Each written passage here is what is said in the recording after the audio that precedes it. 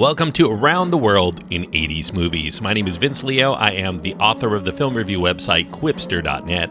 I invite you to check out over 4,000 of my written reviews you can read anytime. Quipster.net is where to go, QWIPSTER.net. While you're there, I do encourage you to check out my other podcast. It covers more recent movies.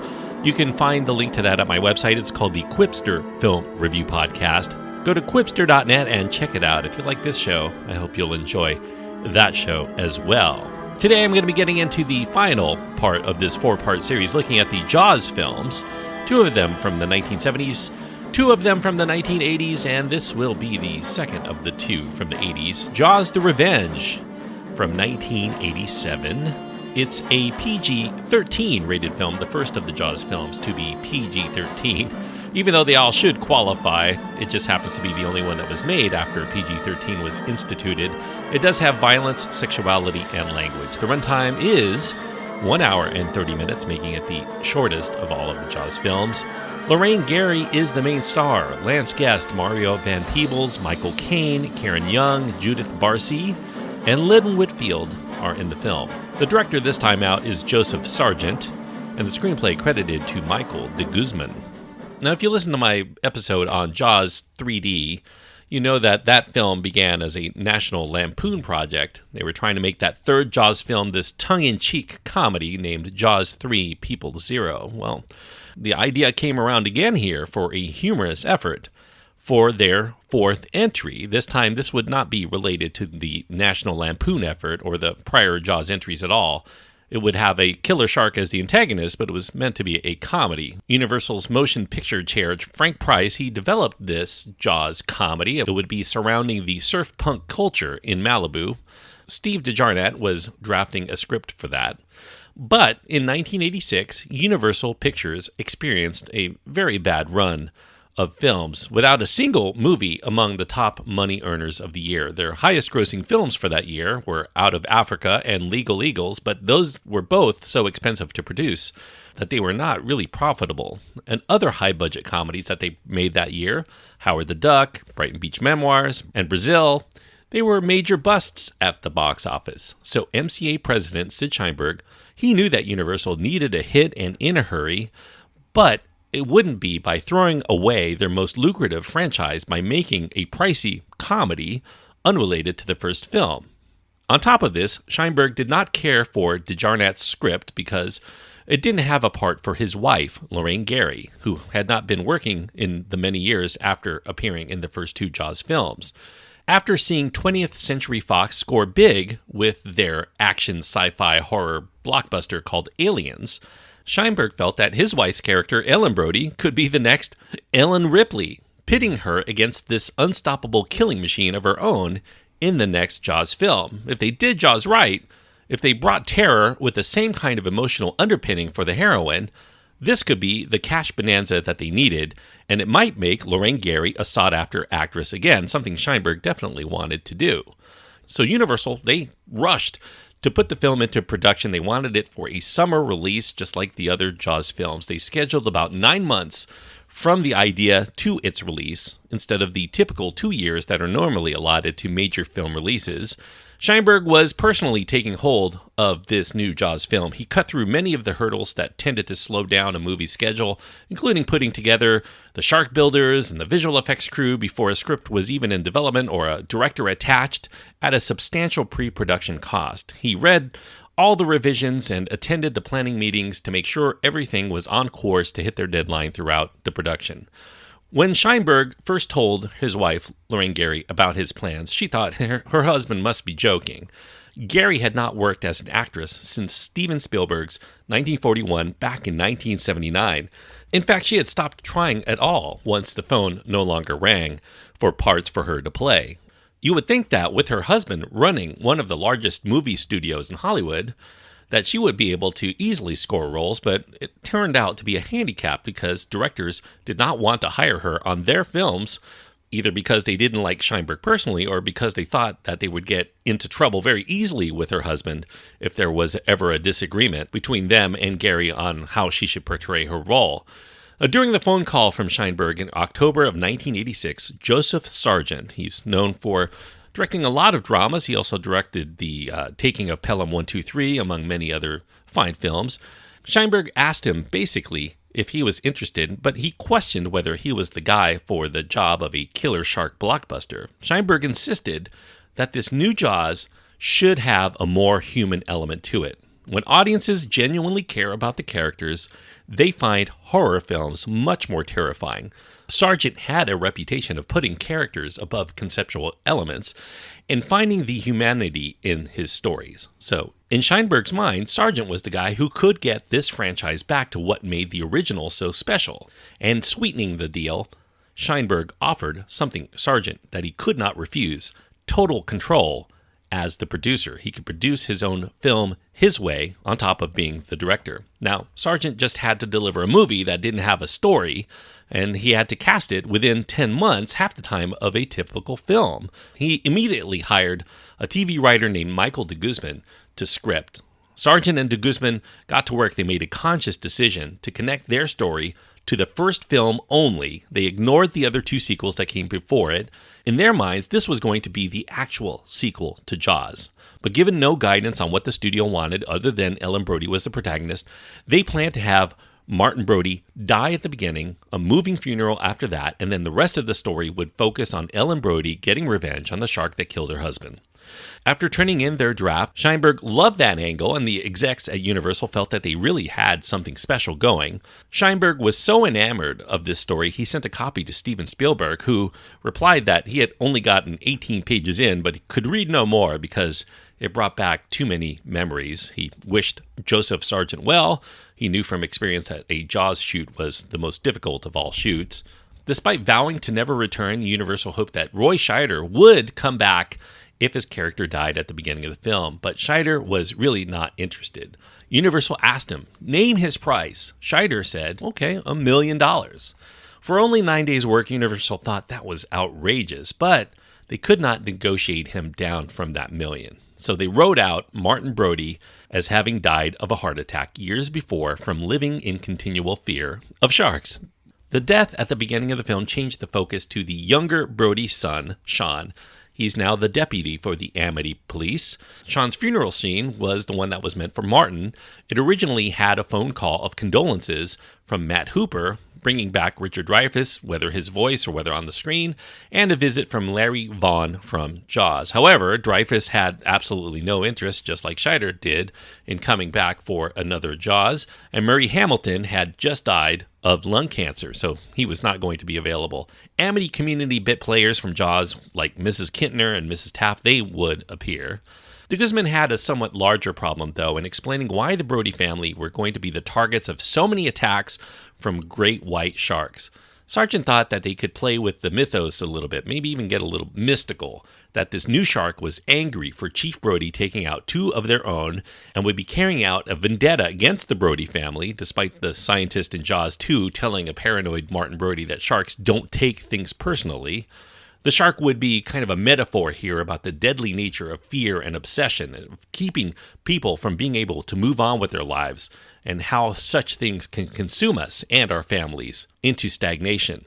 Despite Michael de Guzman's attempt to complete a script in the 5 weeks allotted, it was still incomplete by the time they were scheduled to roll film, and revisions would have to be handed down nearly every day that changed some facet to accommodate shifts in the budget or the availability of the talent that they had on any given day. Given an initial $15 million budget, Sargent used his carte blanche mandate to set most of his film in the Bahamas. He wanted to spend time in paradise. If he could choose any place in the world, hey, why not the Bahamas? The familiar stomping grounds of Edgerton on Martha's Vineyard, they would provide the setting for the opening scenes. Due to unforeseen delays throughout the shoot, the release date of July 1st of 1987, it had to move. They started to actually feel that the release date would actually move well past July. It might go into August, but they managed to rush as fast as they could to pull together something that they could release for July 17th for its release date. Although this is the fourth in the series, it does not carry the title of Jaws 4. And that was because there was a deliberate attempt here to continue the series by ignoring Jaws 3D altogether. And that's why Sean, who is deathly afraid of the water in Jaws 3, He gets eaten here, but for going in the water, he doesn't have his phobia. While his brother Mike, who we learned was a construction engineer in Jaws 3, now he's actually a marine biologist. It also really doesn't hitch anything onto Jaws 2, but it doesn't really contradict it too much altogether. It opts to make references only to the first film. The first proposed title was Jaws 1987, that later got shortened to Jaws 87. It was scheduled to come out on the 4th of July weekend, and of course, 1987. Eventually, they changed the title to Jaws the Revenge, and that was in an attempt to continue the series with chapter names instead of numbers, so that going forward, all of the Jaws films would not necessarily be continuations of the previous film. They would be much more episodic. New characters, new adventures, so to speak. Michael Caine here, he plays Hoagie, the air taxi pilot. He takes the remaining Brody family to Nassau, where the waters are said to be too warm for the liking of great white sharks. The setting is winter, though. That makes it the coldest time of the year for the waters. And that's where Mike Brody works as a marine biologist. While in a new and beautiful place, Ellen lets her guard down and she begins this flirtatious relationship with Hoagie. Soon, they have an unexpected visitor in the ocean, of course, that seems to only have a taste for the Brody family. Michael Caine says he took up Jaws the Revenge because his films were too boring for his 13-year-old daughter. This would be the first movie that he made that she and her friends would enjoy. Of course, the $1.5 million that he received to do the film, that's 2.5 times Gary's paycheck. While enjoying this Bahamian vacation, that might be much more of the real answer. The one downside for Michael Caine was that he missed being in Hollywood to accept his first ever Oscar. He got Best Supporting Actor for Hannah and Her Sisters because there was a lot of bad weather and that caused multiple delays because of not only the weather but malfunctioning mechanical sharks. Because they were in danger of not making their goal of their July release, they had to finish their shoot in a tank for underwater sequences with water dyed a special shade of blue to match the ocean Bahamian waters. That was all done at Universal Studios, including a backlot recreation of the Nassau Village for additional scenes. These delays also caused Michael Caine to be unavailable for his next scheduled movie, and that was Switching Channels. His part would eventually get recast with Burt Reynolds because they could not wait any longer. Now, while promoting the film, Michael Caine called Jaws 2 and 3 so awful he was rooting for the shark for those films, and he thought, this was a chance to redeem the franchise. He did not realize until later that most fans of the series considered Jaws the Revenge to be the worst of them all. And once he found out that Jaws the Revenge was even more critically panned than the other sequels, Caine glibly responded that though it may be terrible, and he never did watch it, the house that he built with the money he received is terrific. He also said that he would always have a fondness for his time making Jaws the Revenge because of not only that house, but his Oscar win and a great vacation. Mario Van Peebles, he initially turned down the role of Jake, the assistant to Michael Brody. He had been turned off by Jaws 3D and he thought this was just going to be more of the same, but he did read the script and it caused him to change his mind because the character that they wanted him to play was entirely different than anything he had played before. And just as Sargent had carte blanche to make Jaws the Revenge his way, Sargent extended the same courtesy to Van Peebles. Van Peebles created the Jamaican accented Jake and his personality, including pretty much all of his dialogue. Henry Miller, he took over for Joel Alves in constructing these new sharks, about 7 different variations of the shark in total, including 4 that were about 23 feet long, and that required the work of about 85 craftspeople and technicians to put together and manipulate. And one of the sharks used in the underwater shots, it needed a self-propelled prop, and it was created by altering the 5-foot mechanized whale that was created by Industrial Light and Magic for Star Trek IV: The Voyage Home. To promote the film, as with Jaws 2, Hank Searles wrote a novelization based on one of the early scripts. And once again, when you read some of these novelizations based on early scripts, it usually will reveal several subplots that were written out of the final draft, and that's certainly the case for Jaws the Revenge. I think the biggest among all of the reveals, if you read the novelization of where they wanted to go with the movie, that there was an actual reason beyond just simple revenge for the shark targeting the Brodies. In the novelization, based on that early script, the shark is actually under the control of this Haitian witch doctor named Papa Jacques. Jacques, in the story, becomes Michael Brody's sworn enemy after he gets called out as a con artist by Mike Brody for exploiting the Bahamians. So he puts a curse on the Brody family by controlling this shark to attack them whenever they go in the ocean and to show Mike how legit his powers truly are. In the end, when the shark is killed, Papa Jacques dies with it, as he and the shark were one and the same. That definitely would make sense for Jaws the Revenge. It would be a revenge story, Papa Jacques' revenge story, instead of just some shark who we have to presume is somehow friends or cousins or somehow related to the other sharks that we've seen in the prior movies. Now, there were other subplots too that were cut out. Hoagie had a money laundering and drug running backstory that put his life in constant danger from vicious gangsters. Hoagie later gets revealed as actually a good guy. He's an undercover DEA agent who's trying to take down this drug lord who's responsible for his daughter's death. And we also learn that the shark is indeed the offspring of the sharks from Jaws and Jaws 2, born as she was electrocuted during Jaws 2, if you can believe that.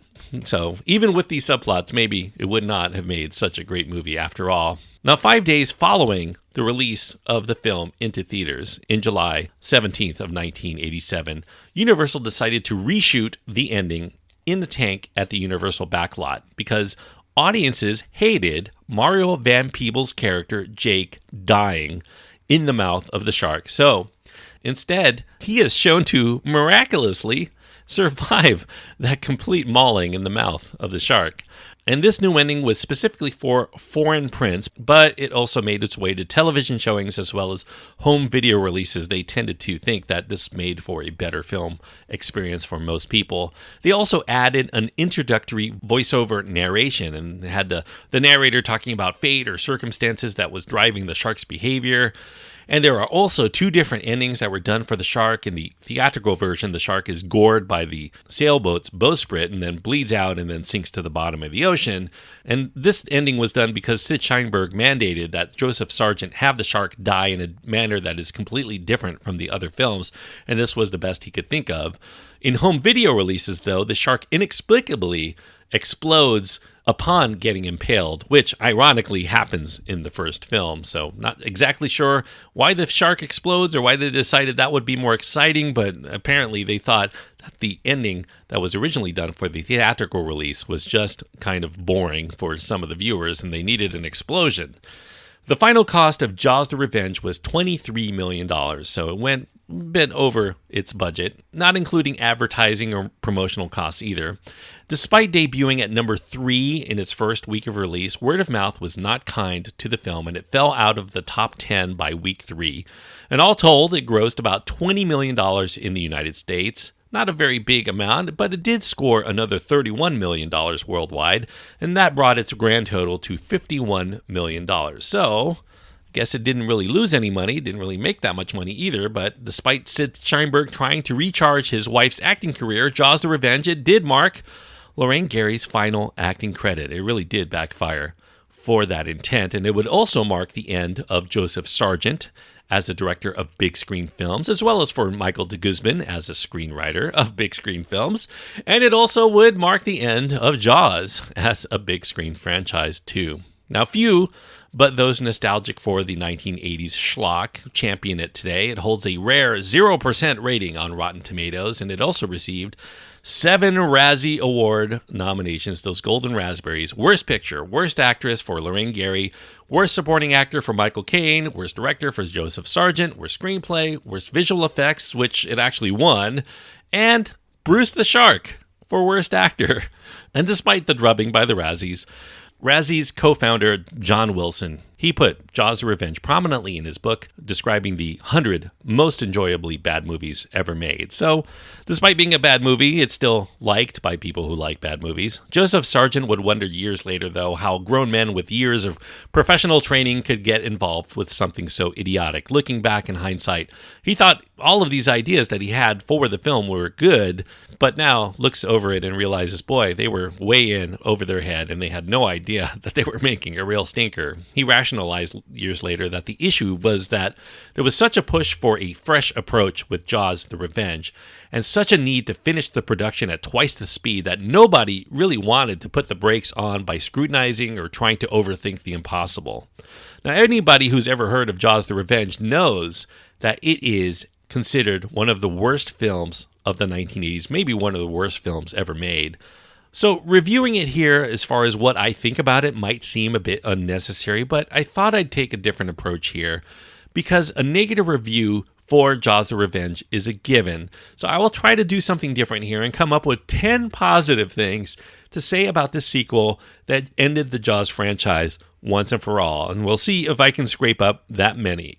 So without further ado, here are the 10 quote-unquote good things about Jaws the Revenge. Number 1, it ignores the equally awful Jaws 3. I mean, I cannot decide which of these films I like less. Jaws 3 was probably, not quite as mind-numbingly stupid in its plot, but it also has a really shoddy factor that Jaws the Revenge, which seems much more professional, even though it's just a dumber film.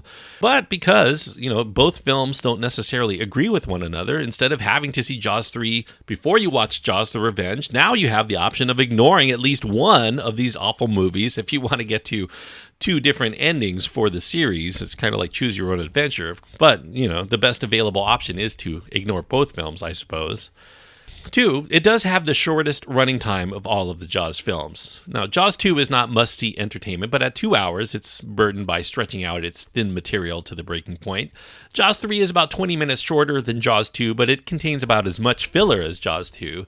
But here, Jaws the Revenge, it's the worst of the films in the minds of many, but the creators do show some mercy here by not assaulting our intelligence for longer than they had to. 90 minutes is kind of the typical runtime for a movie that gets chopped down to try to get more screen showings. Number 3, it is the funniest of all of the Jaws films. Although the humor here is completely unintentional, I do think Jaws the Revenge, if you're having a few beers watching along with it, or maybe not, it's still funny on its own.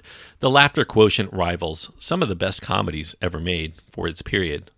4, you will learn things about sharks that a lifetime of study of sharks would never, ever reveal. Did you know that sharks carry out personal vendettas against human families? Well, you will see that here. Did you also know that they can form psychic links with these humans, and humans could form them right back?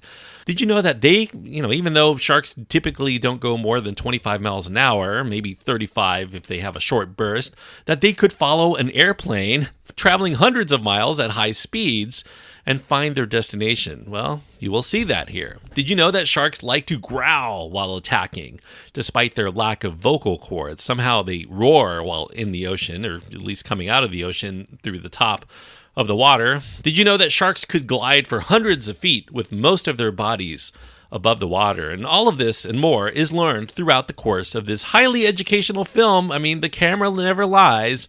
Certainly, this kind of footage should definitely at least cause many people who are shark experts to have mouths agape for one reason or another. Now, reason 5 Jaws is good. It shows that the suspense of the Jaws films was not all about the John Williams score. Despite utilizing the same score as Steven Spielberg's original Jaws, this one cannot even muster 1/100th of the amount of tension or intrigue or fright as the original Jaws. The soundtrack does, however, feature a few late 1980s pop tunes that rank very high on the scare factor. If you don't think that the Jets' You Got It All is nausea-inducing, and by the way, I happen to have owned, during the late 1980s, a couple of Jets albums. I actually thought that they were quite good at the time, but You Got It All was not one of the ones I liked. Wait till you see the slow, sensual, close dancing of Michael Caine and Lorraine Gary that accompanies that song. That's a lot to take in. Number 6, it will remind you of how great the first Jaws is. And sure, we all know how entertaining Spielberg's original is, but the constant flashbacks and the allusions to the first film can only make everyone viewing this travesty think that Jaws was the greatest film ever made just by the sheer comparison. Interestingly, some of the flashbacks occur to characters that were not even there to witness them. You'll have the urge during this film to just stop Jaws the Revenge altogether in order to rewatch Jaws, if you don't stop halfway outright just to end the pain. Number 7, it eventually ends. Now, very few viewers probably stuck around to see the final credits, but painful as they are to get to, I have. And yes, if you're wondering, there are people who want to take the credit for making this film. I think I've kind of ended my list here. Okay, this was only 7 out of 10, but anybody who knows and who has seen this fiasco has to realize that coming up with 10 positive things to say, even if they're not really positive, I suppose, is about downright impossible. And so you can watch this tripe only if you mean to laugh at how astonishingly bad it all is. You'll love the psychic connections, the spiritual mumbo-jumbo, Mario Van Peebles' terrible faux Rasta accent, man, and Michael Caine really cashing his check here, and about the fakest shark action ever put to celluloid. I mean, this one is so bad, it's kind of like a car wreck. You can't avert your eyes from it, no matter how horrific it is to take in. And just as Jaws made people everywhere afraid to go back into the water, Jaws the Revenge proved to be such a stinker of such magnitude, they were actually afraid to return to the theater for another Jaws excursion, and that's why we do not have a Jaws 5 or even a Jaws remake, even though I guess kind of it got remade by 100 different Jaws ripoffs. And that's why I cannot give Jaws the Revenge more than 1 star. 1 star out of 4. You know, this movie has a lot of talent on board, but the rushed production and the really insanely idiotic idea of a shark trying to get revenge on a family and traveling all over the world to get to this family who don't have the common sense to just move their house to someplace that's not right on the shore. Well, it's kind of insulting to the intelligence, I guess, the more you think about it. So 1 star is the best I can give to anybody who's wanting to take in Jaws 4 for any other reason than to laugh at it. I cannot in good conscience recommend it to anybody who I don't know is going to watch it for that purpose. So 1 star out of 4 for Jaws the Revenge. Well, we won't end kind of the underwater menace here, because next week we're going to start off a brand new trilogy, and the first film I'm going to be talking about, well, we're going to go dip back to the 1970s yet again, as we did with the King Kong films and the Jaws films, for the first of a 3-part series. The first film I'm going to be talking about is called Piranha. That was directed by Joe Dante, a Roger Corman production. You know, Steven Spielberg called it the best of the Jaws ripoffs, and you will find out the reasons why when I cover 1978's Piranha. Definitely much more of an intentionally funny film and much more successful than a lot of these Jaws sequels tended to be. So check out Piranha from 1978 for next week's episode. Thank you so much for listening. I hope that you enjoyed this retrospective look at the Jaws films. I know that there's a huge drop-off between the first one and the sequels, really, even though I do think Jaws 2 is respectable enough to sit through. If you have your own thoughts on Jaws the Revenge, if you think that it deserves more than 1 star, certainly you can write to me with the reasons why. My contact information is at my website. That's at quipster.net, QWIPSTER.net. Links to my Twitter feed, Facebook page, Instagram, all of that. Any way that you want to get in touch with me is perfectly fine by me. And until next time, thank you so much for joining me on this trip around the world with a shark in tow, waiting to get its teeth in our butts. Somehow it will follow us everywhere around the world in 80s movies.